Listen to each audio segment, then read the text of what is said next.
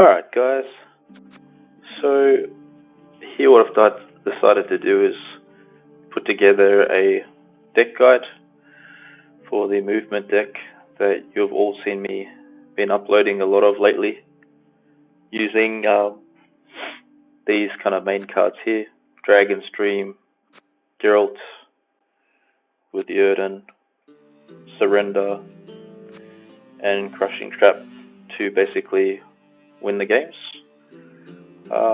Really been enjoying this deck. It's one that I've made myself, just kind of a lot of trial and error along the way, and kind of learning the hard way with a lot of losses, what works and what doesn't, which is the way to go really in the end anyway.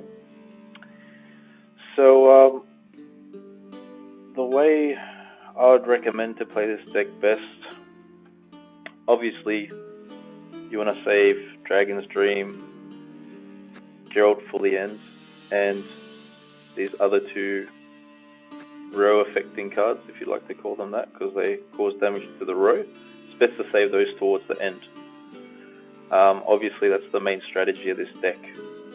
So you'd also want to, as best as possible, save all your leader ability for the end. It's going to give you a lot of extra edge on your opponent, like moving the cards, their cards where you'd want them to be. So it's going to allow you to set up more damage with these big cards like Dragon's Dream on the end. It would also be best to carry Geralt Ard into the end for that reason. You could also carry Malena depending whether or not you use her in the first round too.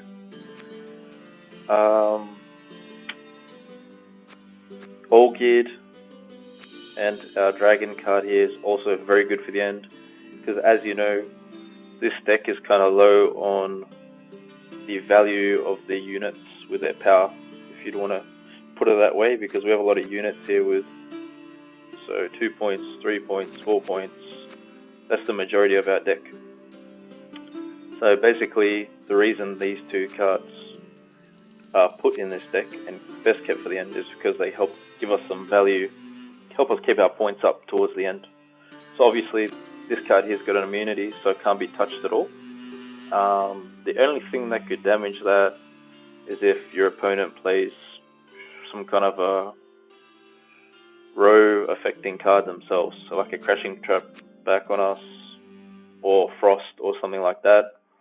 Olgierd's really good too, because he can't receive any kind of damage unless he's locked. He can get destroyed if he's poisoned, and if he's locked and then damaged. He can also get heat waved. There are some cards there which can remove him. But as you see, Olgierd's power cannot be changed by other cards wherever he is otherwise. So he is particularly good against Skellige. I mean, they pretty much can't touch him.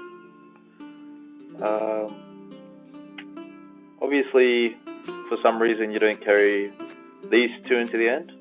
It would be best to save Novigradian Justice or our good Elf Lad over here as well, because once again they're just going to give us that value when it comes to points. Best way to open up would obviously be to kind of get some good synchronicity going with the Dol Blythana Sentry and the Dryad here, playing them in the ranged row.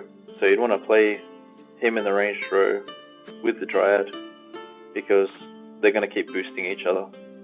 So best play him first, then her to the left side.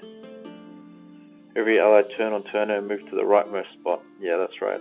So you play her on the left side, and then at the end of the round she moves to the right and they boost each other. And then you just keep playing a card to the right of this card, and it's going to keep shuffling to the right. Every time this shuffles, this card's going to boost it. So you can kind of generate a lot of momentum with the points that way in the beginning, using that kind of strategy. Also, myself personally, I'd kind of save Malena for the first onto these brigade units, dropping them down first, having them on the field, and then kind of in a sneaky way you can play her on the next turn straight onto them, causing 2 damage, because whenever these cards get moved, they incur 2 damage on a random opponent. And then at the bottom here we've got a kind of a bunch of random units just for the sake of it. Once again, they work pretty good though. The bomber works really good with this card here because you're going to have to destroy one of your allied units to play this card. So because it's so low on its power, it's just got a power of 2. Basically you're getting a lot of value with this card, which is why I've added it into here. So yeah, that's kind of a basic, quick and brief overview of this deck.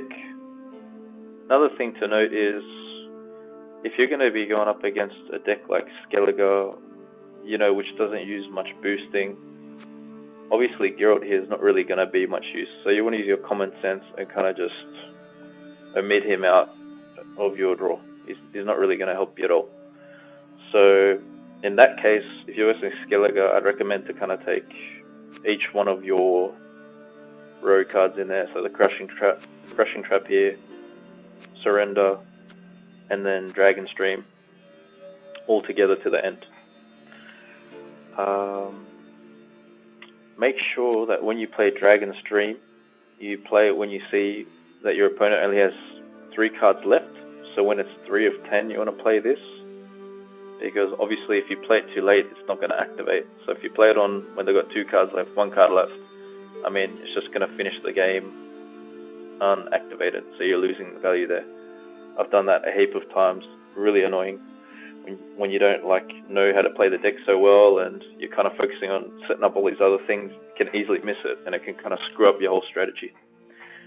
So make sure you're mindful of that, and you're going to get a heap of damage put onto your opponents.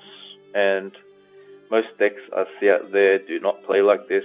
I haven't come across a deck that plays like this deck, so it's really unpredictable and it's really fun, and you can really catch your opponent off guard. It's got a lot of strength to it, considering we've got a lot of movement in here. Obviously cards that get played against you that require to be put on a melee row or ranged row, you can really disrupt them very well just with our leader ability, let alone Geralt or Malena. I did add Surrender in because it removes 2 armor from all units. So obviously when you're versing some decks, as you know, and they have their soldier units which are armored, we can lose value of the Dragon Stream and the Crushing Trap. So this is a very good card to take when you see that your opponent has armored units. So don't forget to take this in. It's going to just amplify the Dragon Stream in the end, the amount of damage you can do with this. So yeah, I hope that's helped you guys get a better understanding of this deck. And I hope it gets you up there to wherever you're aiming to, if you're just playing for fun or if you're trying to go pro. And thanks so much for watching. And please subscribe, like and comment. It just helps my channel grow. Just do this because it's a lot of fun, and it's also cool just to meet new people and share some ideas and get better myself on here too. So yeah, thanks a lot guys, and talk to you all soon. See ya.